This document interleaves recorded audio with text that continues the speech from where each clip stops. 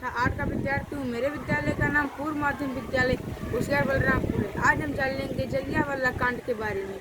जलियांवाला कांड ये भारतीय इतिहास का वो स्याह पन्ना है जिसने सब कुछ बदल कर रख दिया। जलियांवाला बाग में अब हजारों की भीड़ एक शांतिपूर्ण सभा के लिए इकट्ठा हुई, तभी उन पर जनरल डायर ने गोलियां चलवा दी।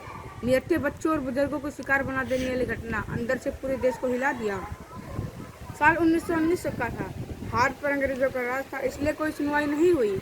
इसी हत्याकांड का बदला लेने के लिए भारतीय शेर उधम सिंह जा पहुंचा इंग्लैंड और करीबन 20 साल बाद इस हत्याकांड के जिम्मेदार शख्स को गोली मारकर अपना बदला पूरा किया। लेकिन आपको यहाँ पर बताना बहुत जरूरी है, उधम सिंह ने जनरल डायर को नहीं मारा, बल्कि Udham Singh England general Dyer को कभी मारने गए ही नहीं, बल्कि उनका निशाना कोई और ही था।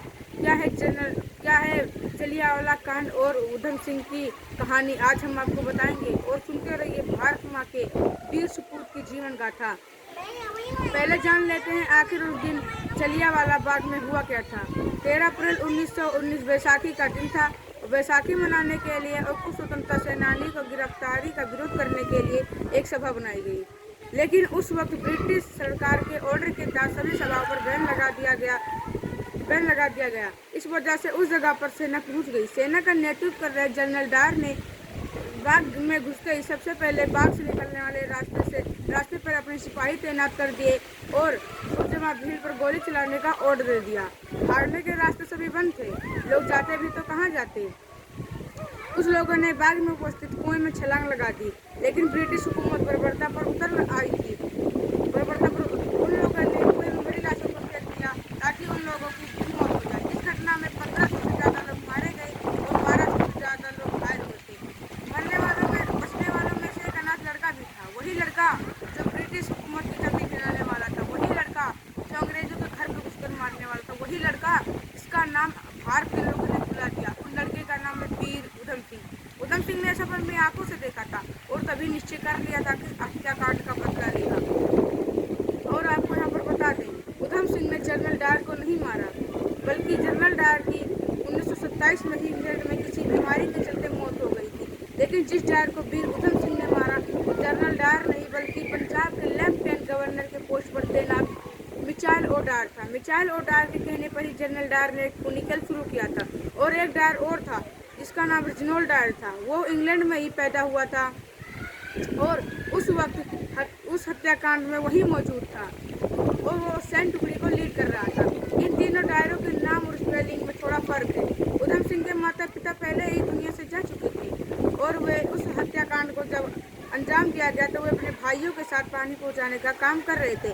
इस हत्याकांड के कुछ समय बाद उन्होंने अनाथालय छोड़ दिया और जाके अमेरिका में रहने लगे। जब वो अमेरिका में रह रहे थे तो उन्हें एक दिन बब्बर अकालियों के द्वारा अंग्रेजों के खिलाफ चल रहे संग्राम के बारे में पता चला, तो वे लौटकर अमेरिका से भारत आ गए। जब वो अमेरिका से भारत आ रहे थे तो उन्होंने एक पिस्तौल स्मगल करके लाए।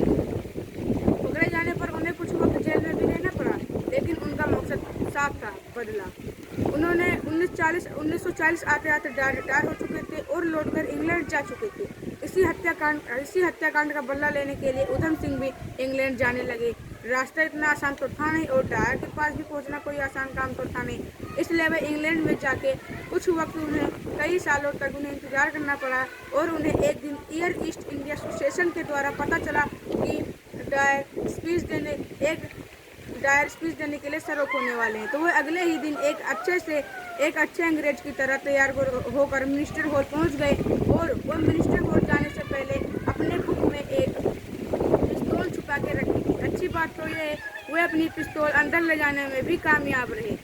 वे जब स्पीच देने के लिए स्टेज पर जा ही रहे थे तो उधम सिंह ने एक एक करके 6 गोलियां चलाई, जिसमें से 2 गोली डायर को लगी और एक गोली तो उसके दिल के आर पार ही हो गई, जिसकी वहीं मौके पे ही मौत हो गई। और उनकी गोलियों से कुछ ब्रिटिश अधिकारियों की भी काफ़ी छोटी मोटी चोटें आई और भीड़ की नज़र गर्व से फूले उधम सिंह पर पड़ी। उधम सिंह वहाँ से वाक़ई मोड़दार भागे नहीं, अपनी गिरफ्तारी भी थी, बल्कि उधम सिंह की बल्कि उनका नाम पूरी दुनिया में पहुंच चुका था। इसलिए उनका केस लड़ने के लिए एक वकील आए और वकील ने केस लड़ा और उधम सिंह पर मुकदमा चलाया गया और उन्हें फांसी का ऑर्डर दे दिया गया।